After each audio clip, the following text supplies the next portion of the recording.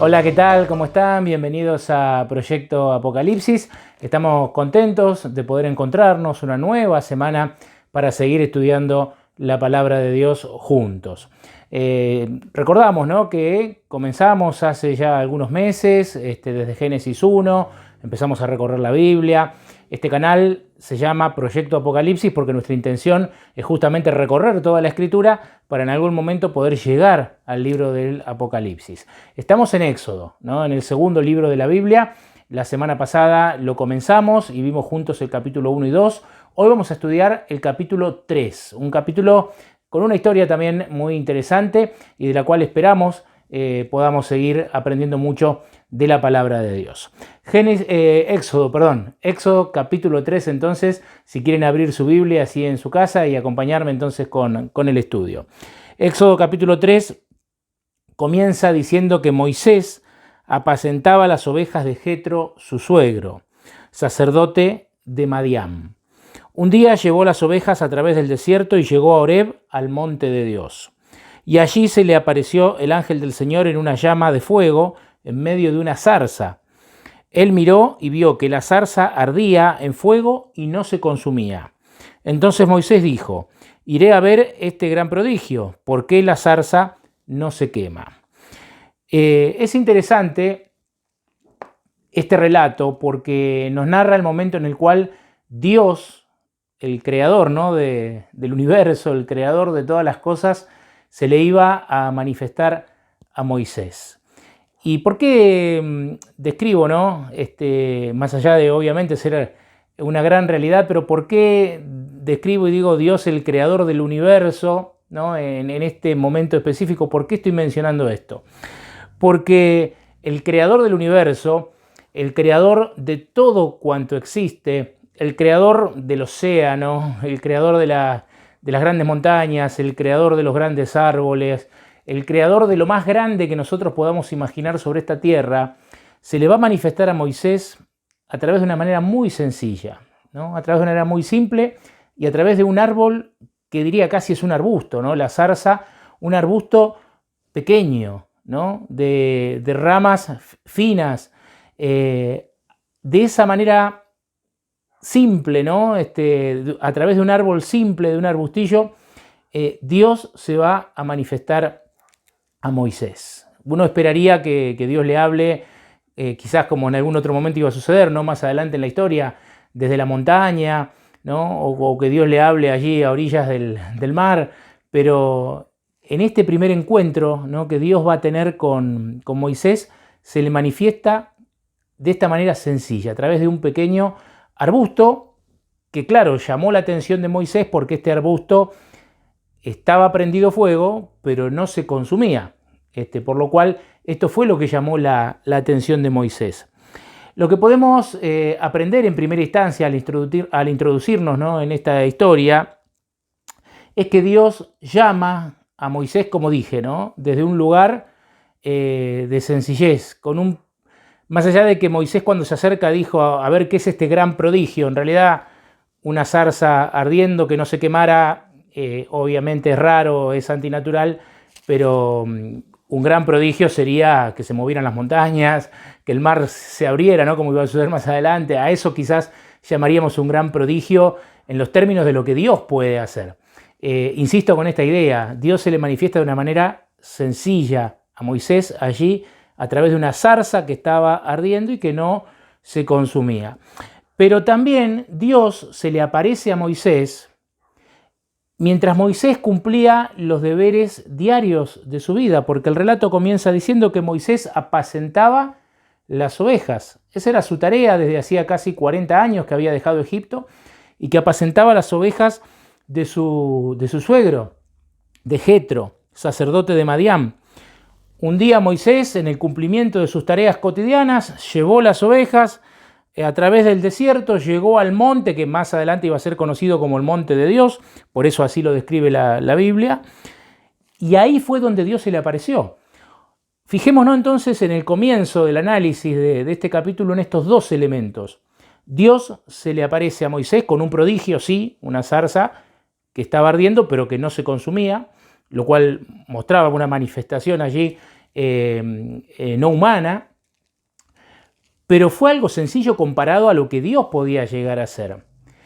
Y no fue que Moisés tuvo que escalar una gran montaña o ir a un lugar especial, como quizás en algún otro momento sí, ¿no?, para encontrarse con Dios, sino que Dios vino a su encuentro mientras Moisés cumplía sus labores diarias. ¿Por qué enfatizo esto? Porque la primera lección que yo quiero compartir con ustedes es que Dios puede hablarnos desde lugares sencillos y Dios puede hablarnos mientras estamos nosotros cumpliendo con nuestras labores diarias. Esa creo que es la primera gran lección que nosotros podemos sacar al introducirnos en el estudio de este capítulo. El versículo 4 dice que cuando el Señor vio que Moisés se acercaba a mirar, lo llamó desde la zarza: Moisés, Moisés, y él respondió: aquí estoy. Esto también es interesante. Moisés siente curiosidad por esa zarza que ardía y no se consumía, se acerca, pero dice aquí que Dios vio que Moisés se acercaba. Dios siempre nos ve primero. En el ser humano es cierto que puede responder al llamado de Dios y acercarse, pero el que primero te ve y el que primero te está llamando, te está atrayendo, siempre es Dios. Por eso dice que Dios vio a Moisés que se acercaba y lo llama. Y es linda la respuesta de Moisés, ¿no?, cuando dice: aquí estoy. El versículo 5 continúa narrando: Dios le dijo: no te acerques, quita la sandalia de tus pies, porque el lugar donde estás es tierra santa. Y agregó: yo soy el Dios de tu padre, Dios de Abraham, Dios de Isaac, Dios de Jacob. Entonces Moisés cubrió su rostro porque tuvo miedo de mirar a Dios. Este Dios que se acerca de una manera mucho más sencilla de lo que él lo podría hacer en realidad. Este Dios que se acerca mientras Moisés cumplía sus deberes diarios, su labor diaria, apacentando las ovejas de su suegro. Este Dios que lo ve venir a Moisés y que lo llama, este Dios se va a presentar y le va a decir: yo soy el Dios de Abraham, de Isaac y de Jacob.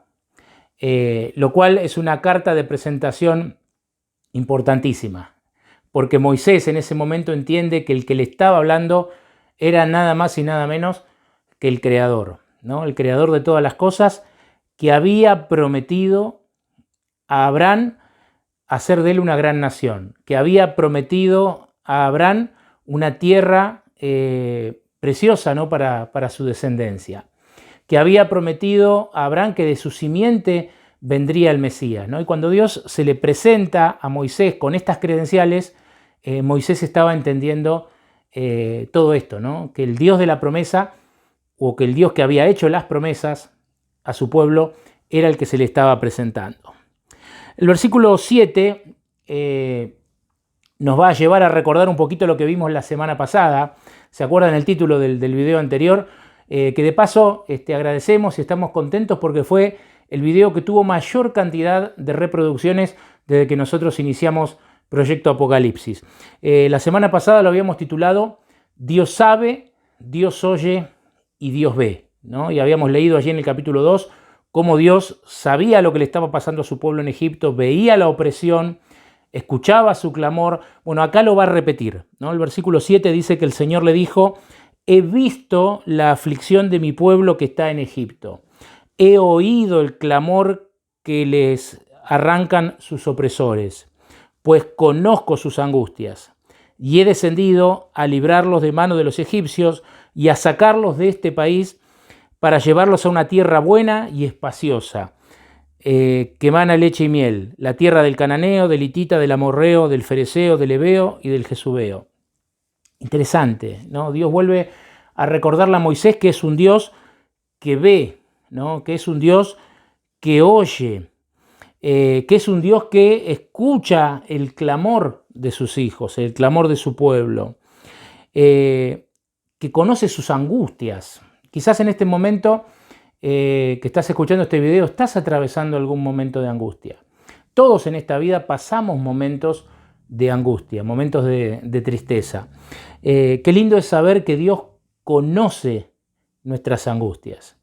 Qué lindo es saber que Dios ve, que Dios escucha que Dios está atento y que Dios en el momento indicado para tu salvación va a intervenir para sacarte de esa situación de angustia que quizás estás atravesando.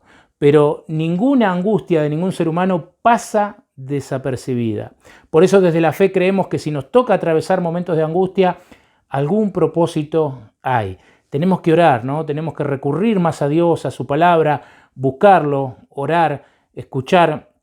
Seguramente Dios va a tener esa respuesta que nosotros necesitamos. Pero no pensemos que estamos solos en esa lucha o en esa angustia. Dios la ve, ¿no? Dios la escucha.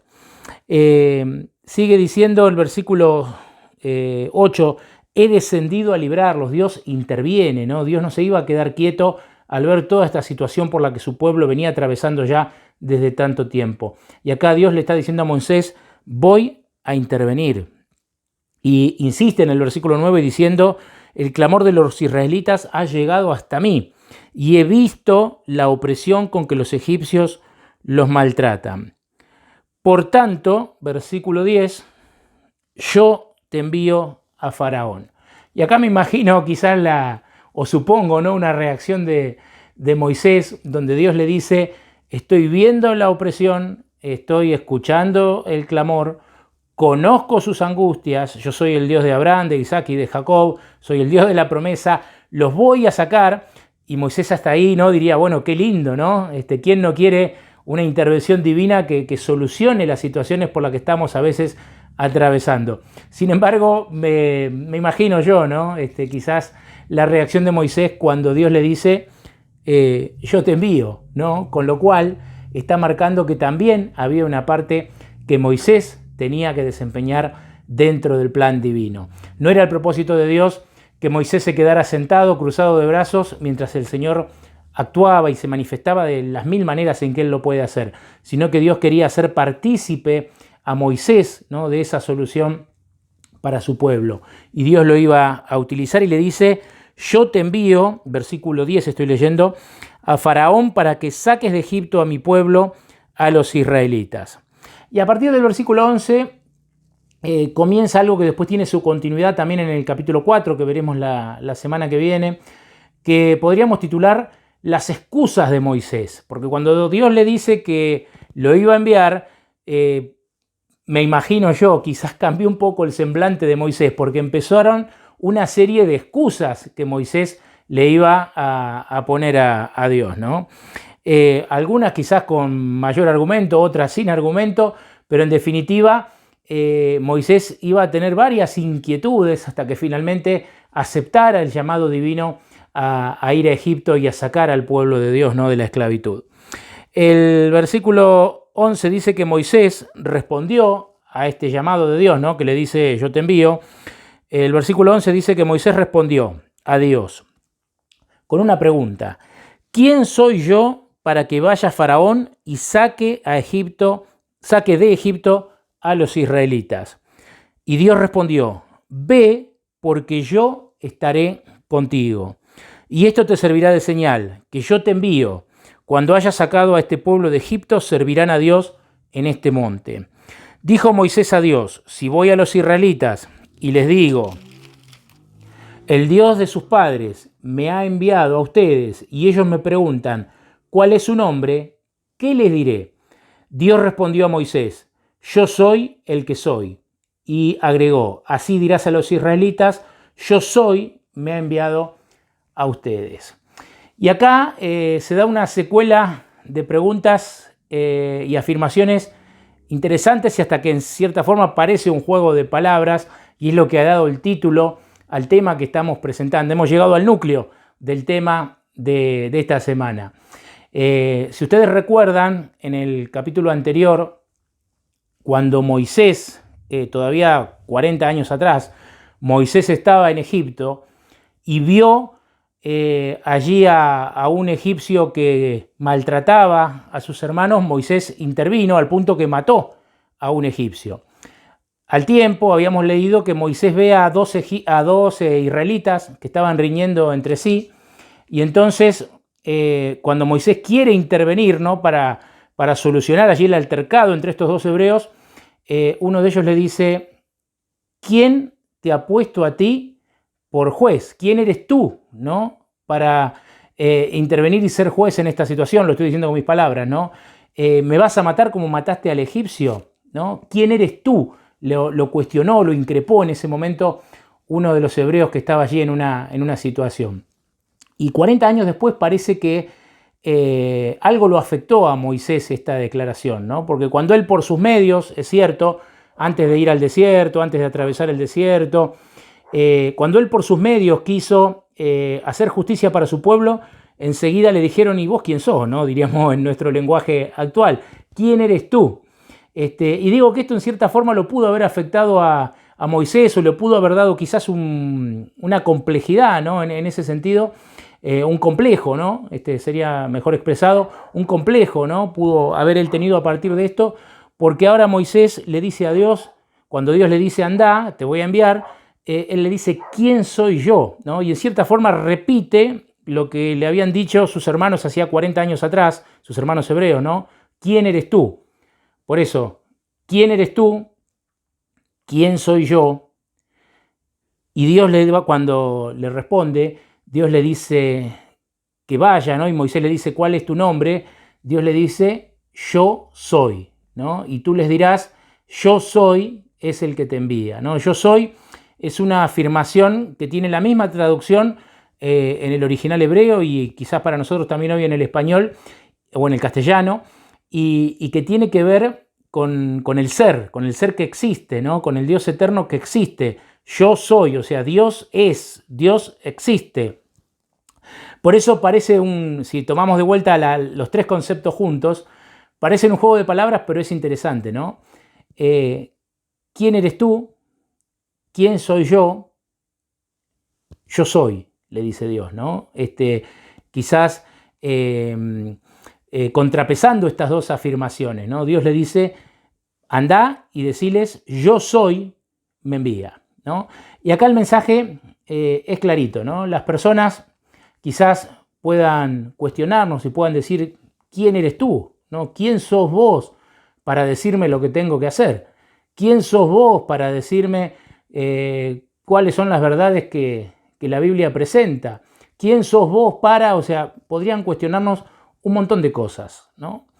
Y quizás nosotros mismos, y creo que también así corresponde, ¿no? Podemos inquirirnos y decir, ¿quién soy yo? ¿No? O sea, yo podría decir en este momento, ¿quién soy yo para transmitirte estos preciosos mensajes de la Biblia si soy imperfecto, si cometo errores como lo cometés vos, si tengo angustias como la tenés vos, si tengo desánimo como los tenés vos? ¿Quién soy yo? ¿No? Sin embargo, ante las cuestiones que puedan venir, ¿no? Las frases de quienes nos rodean o el propio reconocimiento de nuestras limitaciones que nosotros podamos hacer, ante todo eso surge la gran verdad, ¿no? La gran verdad. Dios dice, yo soy, ¿no? Y entonces Moisés va a ir a Egipto finalmente, ¿no? Y luego de que siguiera ahí esta conversación con Dios, que como les dije continúa en el capítulo siguiente, Moisés va a ir a Egipto no por mérito propio, no por sus capacidades, no por lo que él había aprendido de chico, no por la estrategia militar que le pudieran haber enseñado, no por la educación, no por ser una persona poderosa, porque ya había estado 40 años en el desierto cuidando ovejas. Moisés va a ir a Egipto no por lo que él era, y va a ir a Egipto no por lo que los demás podrían llegar a opinar o decir, sino que Moisés va a ir a Egipto con la convicción de que el gran yo soy, ¿no? El único que es, el único que existe, el único que tiene poder para transformar situaciones y vidas, lo estaba enviando, ¿no? Y ahí está la fe de Moisés. Por eso Hebreos 11 nos habla, por la fe Moisés dejó Egipto, ¿no? Por la fe Moisés fue y cumplió con esta tarea que Dios le estaba encomendando. Sigue diciendo el relato bíblico a partir del versículo 15. Dice, además Dios dijo a Moisés, así dirás a los israelitas, el Señor, el Dios de tus padres, el Dios de Abraham, Dios de Isaac, Dios de Jacob, me ha enviado a ustedes. Este es mi nombre para siempre, este es mi memorial para todos los siglos. Y en el versículo 16 Dios le ordena, le dice, ve, reúne a los ancianos de Israel y diles: el Señor, el Dios de sus padres, el Dios de Abraham, de Isaac y de Jacob, se me apareció y me dijo: de cierto los he visitado, y he visto cómo los tratan en Egipto, y he decidido sacarlos de la aflicción de Egipto a la tierra del cananeo, del hitita, del amorreo, del fereceo, del heveo y del jebuseo, una tierra que emana leche y miel, una tierra abundante, ¿no? Esto de que emana leche y miel es una figura para hablarnos de una tierra abundante, productiva. Y el versículo 18 dice: y oirán su voz, y tú y los ancianos de Israel irán al rey de Egipto y le dirán: el Señor, el Dios de los hebreos, nos ha visitado. Por tanto, permítenos ir camino de 3 días por el desierto para ofrecer sacrificios al Señor nuestro Dios. Pero yo sé que el rey de Egipto no los dejará salir, sino forzado por mano fuerte. Entonces, dice el versículo 20, yo extenderé mi mano, heriré a Egipto con todas mis maravillas que haré en él, y después los dejará salir, les dice Dios, ¿no? Le da su palabra allí a Moisés. Esta parte, la final del capítulo 3, también contiene algo interesante. Hay momentos en la Biblia de grandes batallas, ¿no? Y todos esos momentos de grandes batallas espirituales generalmente tienen una cuestión en común, que es la lucha por la adoración, ¿no? La adoración verdadera versus la adoración falsa. La adoración a Dios, al Dios verdadero, al gran yo soy, versus la adoración a los ídolos. La podría seguir describiendo, ¿no?, con otros ejemplos, pero creo que se entendió, ¿no? En los grandes momentos de la historia siempre hubo conflictos por la adoración. Y vamos a algunos ejemplos. Al principio de la Biblia nada más, cuando nosotros inclusive comenzamos, ¿no?, con este proyecto y empezamos con el estudio del Génesis, vimos en los primeros capítulos ya y a partir de Génesis 4 un gran conflicto por la adoración, ¿no?, entre la adoración verdadera y la falsa, la adoración que Dios requería y la humana. Y ese conflicto fue nada más y nada menos que el de Caín y Abel, ¿no? Abel, que ofreció la ofrenda que Dios esperaba, y Caín, que trajo lo que él quiso, ¿no?, lo que a él se le ocurrió. Esa fue la primera gran batalla que vemos en la Biblia, ¿no?, por la adoración o entre la adoración verdadera y la falsa. Hay un momento culmine en la historia de Israel que en algún momento quizás lo podremos estudiar, ¿no?, cuando avancemos en el recorrido de la Biblia, allí en el Monte Carmelo, cuando el profeta Elías tiene que luchar contra casi 850 falsos sacerdotes y profetas paganos, y allí hay una gran batalla por la adoración, ¿no?, la adoración verdadera versus la adoración falsa. En los días de Cristo también Jesús tuvo que batallar, ¿no?, y traer un nuevo modelo de adoración frente a la adoración falsa que imperaba en sus días, ¿no? Su casa de oración, se había convertido, según palabras de Jesús, en una cueva de ladrones. Y en la fase final de la historia del mundo, profetizada en el Apocalipsis, si ustedes leen en Apocalipsis capítulo 14, nos dice que la última gran batalla que se va a librar sobre esta tierra es en torno a la adoración, la verdadera versus la falsa. Por eso en el último llamado que Dios le hace a la humanidad, así dicen los subtítulos de muchas Biblias en Apocalipsis 14, ¿no?, el último llamado de Dios a la humanidad, el ultimátum de Dios a la humanidad, allí Apocalipsis 14, en lo que se conoce como el mensaje de los 3 ángeles, que es el mensaje del Evangelio que debe ser predicado en este tiempo final de la historia, dice que vi otro ángel, ¿no?, descender del cielo, que tenía el Evangelio eterno para predicarlo a todos los moradores de la tierra, ¿no?, a toda nación, tribu, lengua y pueblo, diciendo a gran voz: temed a Dios y dadle gloria, porque la hora de su juicio ha llegado. Y adorad, ¿no?, acá se introduce el término, y adorad a aquel que hizo el cielo, la tierra, el mar y las fuentes de las aguas.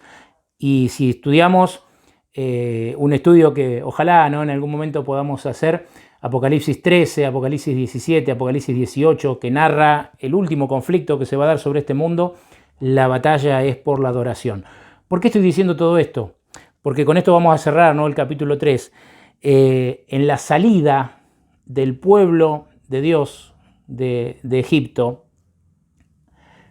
quizás queda oculta, ¿no? Quizás durante años ha quedado allí como oculta porque, claro, cuando uno habla de la intervención de Dios para sacar a Israel de Egipto, tenemos muchas imágenes muy poderosas, ¿no?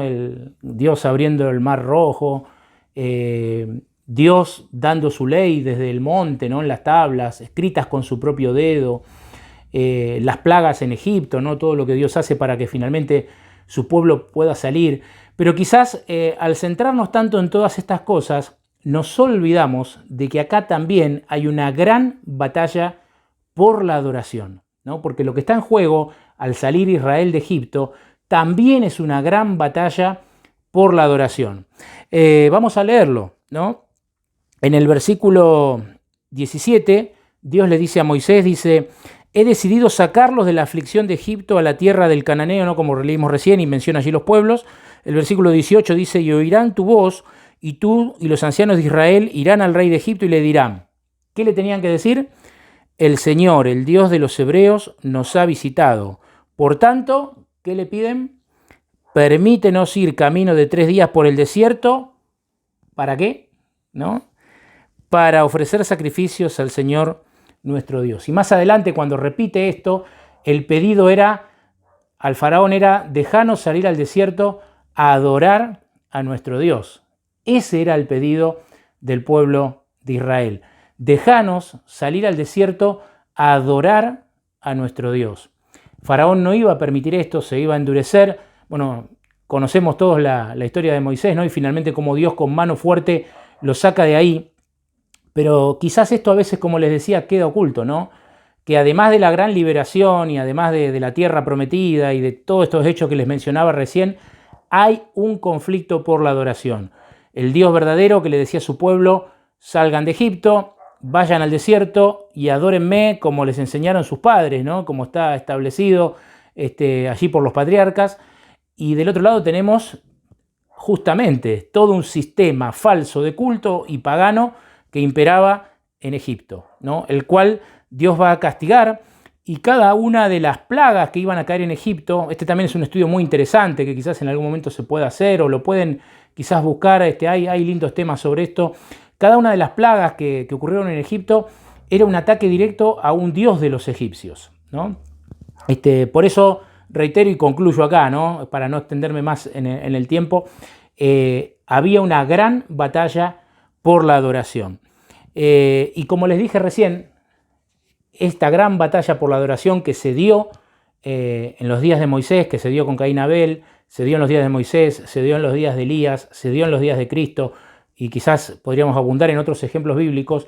Esta gran batalla es la que le espera hoy a cada cristiano en el tiempo final de la historia, ¿no? Ojalá podamos decidir adorar al Dios verdadero, ¿no? ¿Cómo podemos conocer al Dios verdadero?